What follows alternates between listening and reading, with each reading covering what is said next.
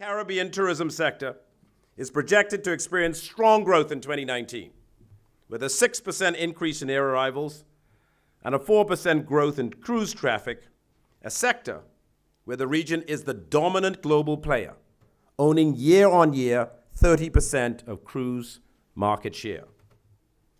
The most northerly of the Caribbean islands, the Commonwealth of the Bahamas, experienced double-digit growth in tourism visitor arrivals of 11%, or 17% stopover arrivals in 2018, which was further supported by increased room inventory, increased average daily rates, and expenditure reminiscent of the country's performance in the good old days before the 2009 global recession. For those of you who are unfamiliar with the Bahamas, it is flanked to the north by the state of Florida in the United States, and to the west by Cuba, Haiti, and the Dominican Republic. The country has had a long-standing relationship with Germany through its 60-odd years of patronage of the International Tourism Bourse, or ITB, and has maintained a tourism presence in Germany since then, and we continue to welcome a steady stream of Germans to our shores annually. German nationals who came to the Bahamas in the early 60s and 70s fell in love with our 700 islands and eventually established small family island hotel properties, some of which continue to operate even today. And it has become generational, as quite a number of the descendants of the original German investors now own vacation homes and continue to contribute to the development of our local communities. There were also those Germans who came to visit and eventually stayed, having fallen in love with our beautiful Bahamian women and who now call the Bahamas home. As an archipelagic nation, the Bahamas is spread over 100,000 square miles of the Atlantic Ocean. Its greatest challenge, that of its dispersed territory, is mitigated only by location, some 50 miles from the US coast, with strategic proximity to international air and sea routes in global trade with an exclusive 200 nautical mile economic zone. The country's productive sectors of international banking, oil bunkering, maritime industries, transshipment and logistics have thrived and benefited from the global recognition we have garnered by our tourism industry. The country is renowned for its pristine beaches, friendly and creative people, educated workforce, and its vibrant tourism economy, which made up an overall contribution to GDP of 48% and 55% to employment in 2017. There are, however, major developmental constraints stemming from challenges of access and transport. The country operates 61 airports, of which 27 are certified as international gateways. Just 30 of the 700 islands and keys that make up the archipelago are inhabited, with an intricate network of paved roads covering just 50% of the country's total landmass. Despite its challenges, however, tourism has enabled the Bahamas to develop and maintain an enviable standard of living within the wider Caribbean region. Gross domestic product in 2018 was $12.9 billion US dollars, and the country continues to enjoy the region's highest GDP per capita of $23,000 US dollars. More than 90% of the population receives access to drinking water and sanitation services, as well as electrification and communications infrastructure. Mobile usage has seen full penetration, and 81% of the population are internet users, my 84-year-old mother excluded. Tourism, then, is seen as being a linchpin for development, stability, and prosperity for the Bahamas and for the region. Globally, the tourism story is no different. International tourism receipts grew by 4.6% in 2017 for the 7th consecutive year, outpacing that of the global economy in terms of service exports, capital investment, employment and output, and with 51% of all tourism receipts benefiting European countries, thereby making it a critical economic driver of both developed and developing economies. Current international tourism statistics continue to reflect this trend as stayovers worldwide grow by 5.4% for the first 9 months of 2018, with 56 million more international visits than in the same period 2017. The data, however, tells a cautionary tale for the Caribbean, which was the only region in 2018 to experience a net decline in international visits. This is a red flag that is concerning to the region's leaders because the Caribbean is the most tourism-dependent region in the world. The industry represents a significant share of the region's service economies, contributing on average 15% of the Caribbean's GDP and 14% of its employment. In most Caribbean states, the sector accounts for more than 25% of GDP, more than double the world average of 10.4%. To further emphasize the point, in the British Virgin Islands, BVI, the sector's total contribute to GDP at 98.5% was the highest share of the countries worldwide. The region's scholars and practitioners continue to acknowledge tourism's positive impacts on economic growth and employment, and its propensity for more equitable distribution of income. However, its benefits are viewed as a double-edged sword, where the strain of imbalances between host population size and visitor volumes can have devastating consequences from unmanaged growth. The Bahamas, for example, has a population of just 380,000, but receives 6.4 million visitors annually. For Caribbean governments, tourism's potential to propel the region forward must be carefully balanced against the detrimental environmental impacts on the region's small, fragile ecosystems, with true understanding of the carrying costs associated with developing tourism industries. I think it important to state that historically, Caribbean countries have made strides from 70 years of engagement in the tourism industry.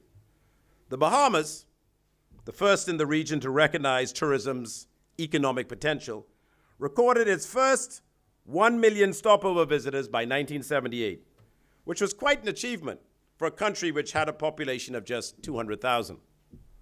Over the next decade, increased demand, foreign investments in branded product, the rise of low-cost carriers, more leisure time, and disposable income of travelers from source markets established tourism's primacy. Other destinations have also awakened to the potential of tourism, with Jamaica, Aruba, and Cancun rolling out significant hotel product. But by the early 90s, the Gulf War, airline bankruptcies, Pan Am, Eastern Airlines, and recession in the USA had begun to dampen appetites for travel, causing stagnation in the region's tourism economies. The rebound came for the Bahamas in the late 90s, when Sun International from South Africa purchased over $1 billion in tourism real estate assets on Paradise Island and launched the world-famous Atlantis, which revitalized brand Bahamas and drove international recognition of the region's ability to reinvent its tourism industry. But by 2001, the region once again plunged into recession, where terrorist attacks on the United States World Trade Center caused the global price of crude to skyrocket and U.S. airline carriers pull flights from Caribbean routes. Although its impacts on the global economy were relatively short-lived, the elevated price of crude had now become a persistent drag on fiscal budgets. Caribbean tourism emerged from 9/11, demonstrating its resiliency as the region's driver of economic growth, trade, and employment, and proving that it could once again regenerate to deliver economic prosperity and improve living standards to Caribbean peoples. This remained so until the global financial crisis of 2009, whose origins in deregulation of financial markets, credit growth, and demographic shifts disclosed the growing interdependence of state economies in the push towards global integration. The region had previously acclimated to global shocks, having survived the dismantling of trade preferences, declining aid flows, and the sharp rise in the price of crude. And so, Caribbean countries opted in 2009 to ride out the storm. But the expected rebound did not come. Instead, debt financing for investment projects evaporated, facilitated in part by the collapse of Lehman Brothers and other multinational corporation bankruptcies, which impacted the operations of many of the region's leading tourism plants. In its aftermath, declining long-haul travel from source markets and the precipitous fall-off in tourism demand led to a free fall in Caribbean tourism. In the ensuing years, the region's dependence on crude continued to constrain government revenue, and with no access to credit, new investment did not materialize, leaving governments with little wiggle room for industry responsiveness to stimulate demand. The problem was compounded by the rise of the digital revolution, which introduced new products, changed travel purchasing habits, and increased traveler expectations for more diversified and better quality products and guest experiences that delivered more value for money. Customer satisfaction and customer relationship management became the lexicon of a new generation of travel practitioners. While the digital revolution enabled developed countries to respond quickly to changing consumer demands, Caribbean countries did not have the capital or technological capacity to reform at a similar pace, further threatening the region's lifeline. The digital transformation of production and consumption mechanisms were not only changing tourism's economic fundamentals, but reducing the need for capital investment transfers. Technological advancements were also spurring diversification of tourism-related sectors as the global tourism market flooded with investments in vacation rentals and other new accommodation products. This time, the region's tourism would be impacted by both internal and external events that would inhibit its development and challenge governments to respond in a way that mandated reform. But there were severe constraints. The use of government revenues to pay interest on the debt and sovereign borrowing to reduce the deficit in the balance of payments had led to higher debt to GDP ratios throughout the region, which had a deleterious effect on private sector growth and the industry's overall competitiveness. By 2012, of the 19 small countries with debt to GDP ratios above 60%,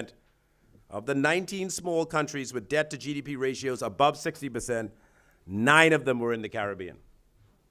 Moreover, the recession had cast a spotlight on an area of deficiency which had been overlooked by Caribbean governments, that of human capital development. Although the region's soft embrace of technology and related investments was recognized, in the longer term, it would require homegrown development of social capital, more progressive corporate cultures, and substantial investments in technology and education to generate higher-paying jobs and attract or retain young talent. According to an IDB study, Caribbean countries had already lost more than 70% of its highly educated labor force through emigration to other countries, primarily the United States.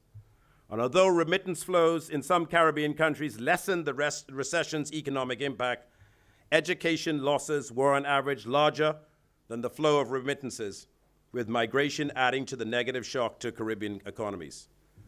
Future social and technological investments would be vital to build local capacities to increase productivity and broaden basic services. There was also increasing recognition that Caribbean tourism could survive and thrive in the technological age, and that despite its disadvantages, the region would continue to be a desirable place to visit. But the revamped tourism model would require more connectivity to markets and more diversified and managed inventory. It also needed a more integrated and coordinated approach to policy making and execution, as tourism ministries and their support agencies alone could not deliver tourism growth. This could only be achieved through the functional participation of other agencies, a commitment to strategic planning and policy formulation, and careful approaches in developing for long-term sustainability. The realization also came that economic recovery in the Caribbean was destined to be much slower and more volatile process than in larger countries, and that without a more integrated approach to tourism development, individual Caribbean states could not mitigate structural impediments such as weak connectivity to other sectors, lower productivity, and greater susceptibility to external shocks, coupled with the region's uncompetitive and often unfavorable access to global financial markets. Intensifying climate impacts, too, are increasingly decimating state infrastructure and eroding slim margins in the budgets of Caribbean governments, which were targeting fiscal consolidation and structural reforms. But efforts in this regard have been somewhat eclipsed by extreme weather variability attributed to climate change. The added burden of climate change impacts has once again called into question the sustainability of the Caribbean tourism model as a catalyst for development and a future driver of economic growth. It is true that the Caribbean experiences natural disasters with more frequency and intensity than most regions. The region now faces coastal erosion, loss of beach areas, flooding from sea level rise, degradation of marine resources, ocean acidification and water shortages, all of which will increase the competition for tourism dollars. There was slower recovery of islands from Hurricanes Matthew and Joaquin in 2016, and the 2017 Atlantic hurricane season, the worst in recorded history, has foreshadowed the growing impacts of climate change. Two of the three hurricanes of the 2017 season, Irma and Maria, fractured infrastructure and devastated the economies of several Caribbean countries, with economic damages to capital stock as high as 5.7% of GDP annually on average. Some islands experienced loss of capital stock representing more than 100% of their GDP. The World Bank estimated damages to Antigua and Barbuda alone of $222 million, or 9% of the country's GDP. Hurricane Maria, a Cat 5 storm, cost $90 billion in damages and evacuations of 70,000 people, with an additional 15,000 forced into government shelters. Maria devastated the island of Dominica, causing $1.3 billion in damage, more than twice the country's GDP. Hurricane Erika 2 years earlier caused damages estimated 90% of that country's GDP. Hurricane Irma, another Cat 5 storm, which cloaked sustained winds of 185 miles per hour for 37 hours, caused an estimated damage in the region of $50 billion. In the Bahamas, Irma impacted 5 islands, or 54,000 persons. Approximately 3,500 persons sought refuge in 133 shelters, and damages to comparable sectors totaled $130 million. The Economic Commission for Latin America and the Caribbean estimates the full cost of damages from these hurricanes to 7 Caribbean destinations at $5.4 billion US, with the public sector bearing the brunt of the costs. The World Travel and Tourism Council reported that the Caribbean in 2017 lost 826,000 international visits, which could have generated $741 million US and supported 11,000 jobs. According to an ELAC study on 9 countries in the Caribbean basin, the annual cost to replace hotels and other tourist facilities due to sea level rise will range anywhere from $9 million to $80 million, and the annual loss in tourism income due to the loss of beaches and ecosystems would be anywhere from $550 million to $2.4 billion US. Collectively, the 9 countries in their study would incur losses of $44 to $46 billion by the end of the century.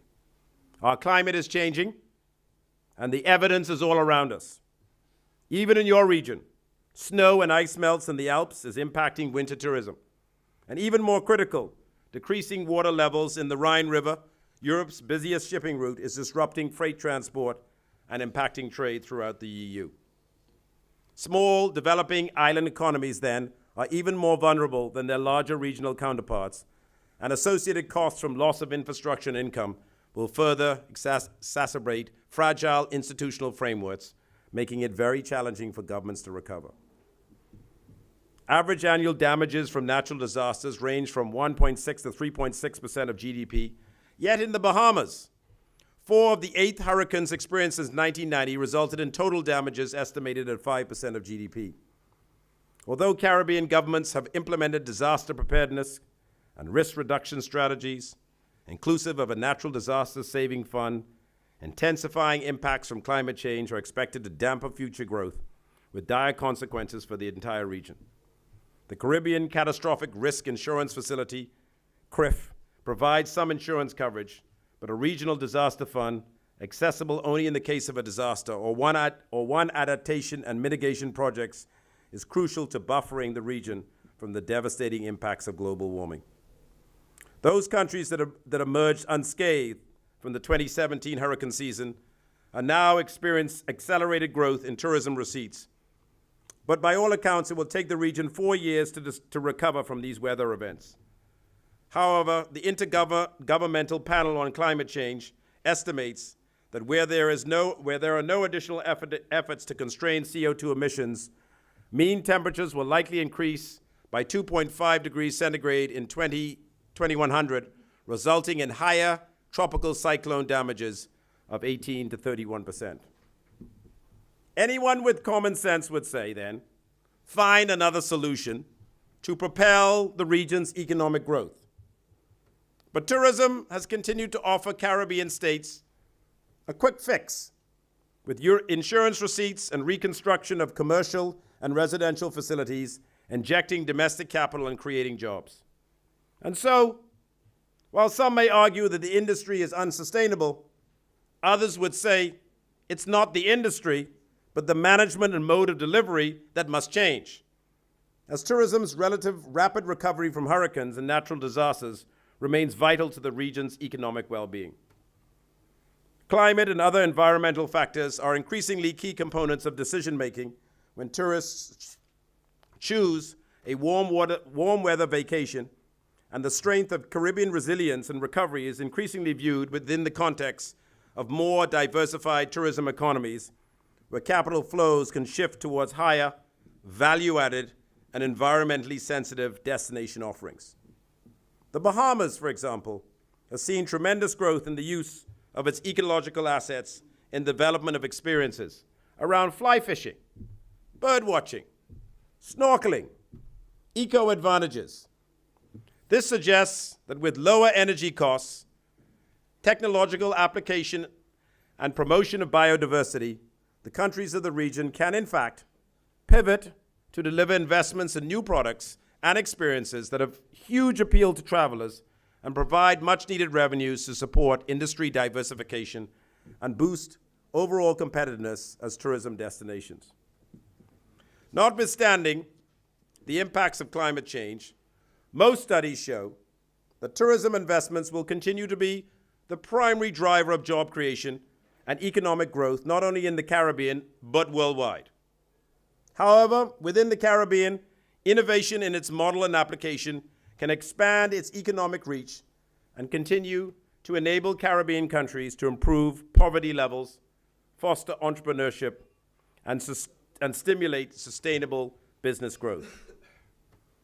How the region will seek to capitalize on these opportunities: strategically plan tourism development, work with investors to develop new attractions, collectively work to improve connectivity, devise strategies to lower operational costs, use technology to improve service delivery, change culture to attract talent and employ best practices to improve domestic output, will, in the long run, determine whether tourism will continue to serve the small island developing states of the region as a model for growth development for many years to come.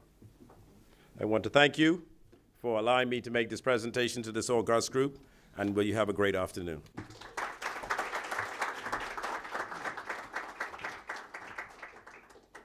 you very much, Your Excellency, and please, we welcome questions and comments.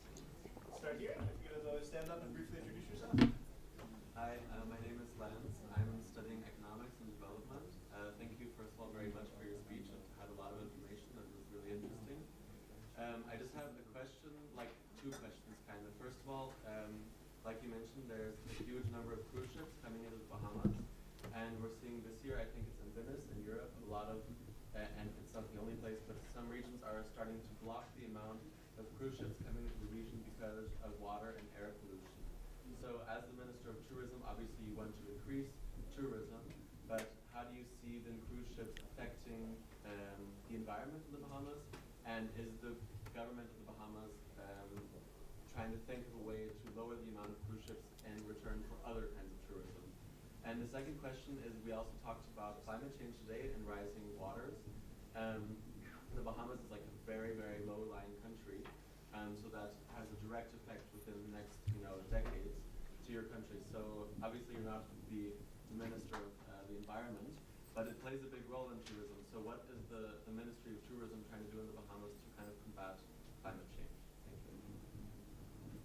Thank you. Great questions. First of all, cruise ships. In the Bahamas, of our 6.4 million foreign visitors, 75% of them come by cruise ship, roughly 5 million. We are geographically blessed. We are 50, 60, 70, 100 miles away from the three busiest cruise ports in the world, namely Miami, Fort Lauderdale, and Canaveral. So cruise represents a huge part of our tourism product. And what is wonderful about our country is we have many islands. So we can spread the cruise ships around our many islands. In fact, many of the cruise companies, Carnival, Royal Caribbean, Norwegian, MSC, they all have private islands in the Bahamas where they have purchased islands and turned them into meccas of tourism. In Nassau itself, of course, that's the capital of the country. That's where the bulk of the population is. We have 3.6 million cruise passengers come to Nassau every day. Every year. That's 10,000 cruise passengers each and every day of the year. So yes, you're right. There are a lot of people. What we have to do, however, is to deepen the economic impact of these cruise passengers. What we found is, given the proximity of the Bahamas to these major cruised ports, is we are experiencing destination fatigue. Been there, done that, what's new? So these ships are turning up and people aren't necessarily even getting off. So what we have to do is we have to figure out how to link. I always say the Ministry of Tourism is doing a great job of attracting people there. We have to link those people to our people to create deeper economic impact. I talked about brain drain. A lot of people, the United States is a very luring place for Bahamians. You can go there to college and never come back. And so we're experiencing enormous brain drain, and what we're seeing is there's a lack of entrepreneurship, there's a lack of creative business talent that is figuring out how to, for lack of a better word, garner more dollars out of the tourists. So it's not so much growing the number of tourists that we're focused on, it's figuring out how to get them to spend more in the destination when they get there. Climate change, wow, that's a big one. You're right, the highest point in the Bahamas is 542 feet. I don't know how many that's in meters, but it ain't high. So and we call that Mount Alverna. We consider that a mountain, 542 feet. So yes, we are a very low-lying country, and climate change is of course very vexing for us. We are really at a loss and really don't have the capacity. A country of 390,000 people. I mean, what could we do? What could we spend? How could we protect ourselves? It's really to the bigger countries to the north, China, your country, these countries here, that are really must embrace techniques to combat climate change. There's nothing really we could do other than build bigger walls, fortify our beaches, protect our coastlines as best as we can with the limited resources that we have. But it's really not in our hands. We are a victim of this, and if the sea level rise continues to be, we will be coming to your shores looking for help. That's the bottom line. But we won't be that many people, so you can accept us with welcome arms. We're not like Nigeria. We're only 380,000. You wouldn't even notice if we all came. Additional questions? Comments? Please. Hello, I'm Elisa. I'm an intern here at the ICT. So, the Bahamas is well known for recreational tourism, but how is cultural tourism promoted? If you can maybe give some. Sorry, what was your question? How is? Cultural tourism. Maybe you have an example of cultural activities. And secondly, although you talk about climate change,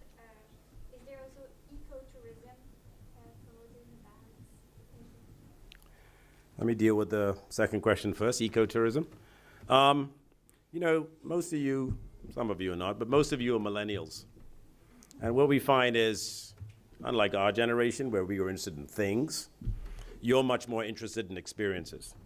Okay, so the Bahamas, as I said, is an archipelagic nation.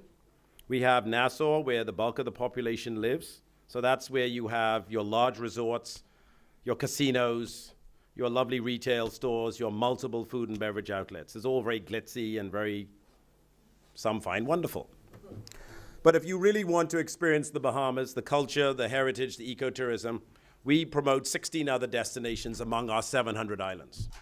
We have many islands that are very sparsely populated, 1,000, 2,000, 3,000 people tops, but wonderful places to go to disconnect, to wind down, to get away, and to experience just the wonderfulness of the Bahamian people. You don't lock your doors, you don't close your windows, you walk, you get on your bike, you ride around. Everybody, if you walk in the Bahamas and you don't hail people, if you don't say good morning, how are you, you're considered rude. So you have to engage, you have to go back to what it used to be like, where people used to talk instead of sit on their phones and disengage with people. So when you go down to those islands, that is where you get into the heart and soul of the country. And that is where you experience our culture. We're big on food. We're quite a big people. We eat a lot. We have a lot of food that we're interested in. We have a number of festivals that we enjoy. There's one called Junkanoo, which really goes back to the days of slavery and what the slaves used to do to celebrate the festival after Christmas. So we have we have a lot of sailing tournaments. It's usually to do with the sea and the centers around that, and food. We're big foodies. We like to eat. So when you come to the Bahamas, I really invite you not just to come to Nassau. That's sort of being slightly Americanized. And it's clean, it's clinical, it's wonderful, it's neat, it's a great time. But when you go off into the other islands, that's where the true beauty of the Bahamas is. And I've traveled far and wide, gone to many countries on the planet, been to many places on the world, and I have yet to come across a country, and I'm somewhat biased, I admit, that is as beautiful as the Bahamas. Question.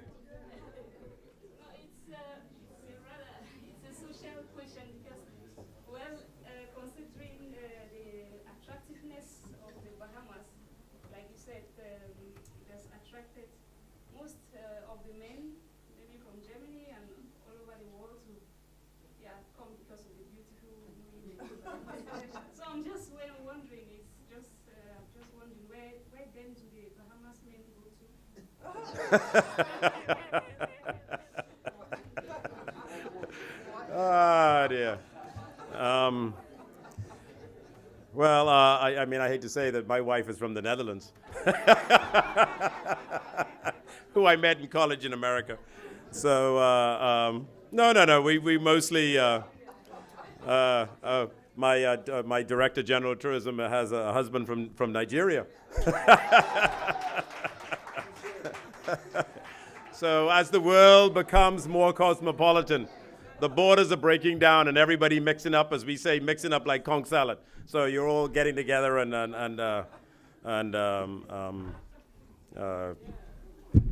making babies.